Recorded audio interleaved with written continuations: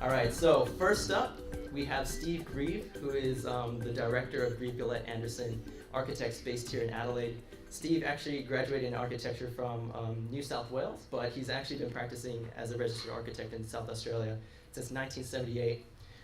He has great experience in the realm of architecture from projects big and small, but some of his projects also include some of Adelaide icons like the recently completed Anzac Century Memorial Walk, the National Wine Centre, the Lion Arts Centre, the Jam Factory, and if I'm not mistaken, this building as well? No. No?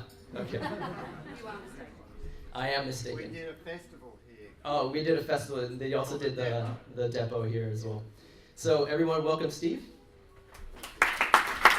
I'm going to talk a little bit about an aspect of sustainability rather than sustainability in a holistic sense, and I'll explain why very quickly. Location is a major issue in this case. That's Goolwa. That's the location of, for those of you who don't know Goolwa, that's Hindmarsh Island on the right and the dreaded Hindmarsh Island Bridge.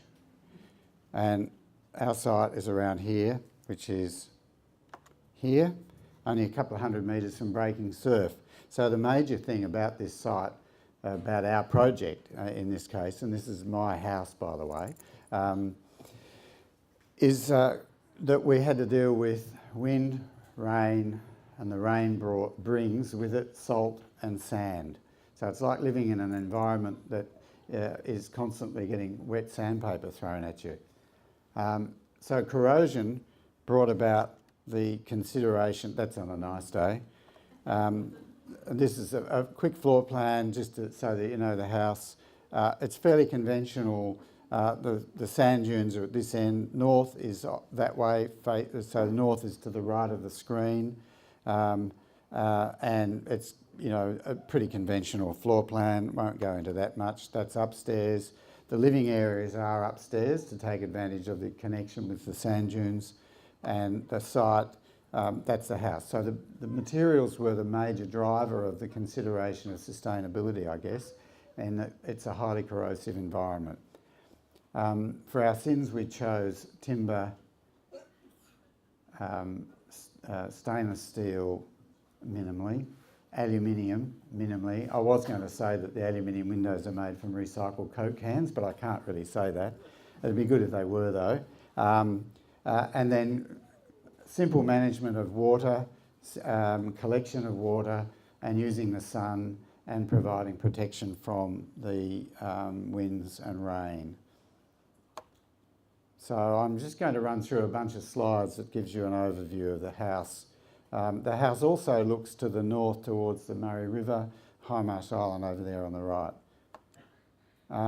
You've already seen that in the, and that's the rear of the house facing the dunes. The house, we've been living on this particular site for 20 years. The house is about 5 years old now. That photograph was taken not long after it was completed, so much of the timber is in fact greyed off, which will continue to do so. In terms of materials, the timber selected, I spent a lot of time researching timber for this house. We ended up using a timber called Pacific teak. It's a plantation timber grown in the Solomon Islands. So from a sustainability point of view, we've been sustaining a remote community in the Solomon Islands. One could look at it that way. The advantage of this particular timber is that its shrinkage is about 1%. Australian hardwoods shrink as much as 8 and 9%. So in terms of long-term sustainability and allowing water ingress into the timber itself, it's minimal in this case. it is performing very well after 5 years. That's just a night shot. So here's some of the, you can see here that it's weathering. All of the timber in that image pretty much is the Pacific teak, except for this, which is an Australian hardwood beam. The main issue about this house was to engage with the dunes, which is also, of course, the source of all of the corrosive elements. But the dunes are fabulous, and they're very stable. We're on about the, maybe at least the tertiary dune, so it's not moving anywhere. The house has got one downpipe, one gutter, one downpipe. I felt that was really important because having lived there in an earlier place that was built in the 60s, constantly the gutters were filling with sand, not working, spilling water all over the place. This is a very generous gutter, stainless steel, 400 millimetres wide, single, as I said, straight into the rainwater tanks. We've only got one source of heating, which is a slow combustion heater, timber. One of the other aspects, a major aspect, is the fact that we want it to have high levels of amenity. I can't see that right. I'm going to really race now. High levels of amenity, which means lots of natural light in the house, natural light, different times of day. That's in the afternoon. That's sunrise, so it's getting light from all sorts of different levels. Internally, we've used lots of timber. Connectivity through the house, so from one space to another, you can look through the kitchen out at the dunes. This is the system of the window system, which conventional enough, sliding doors, but the louvers on the right are a bit of a trick.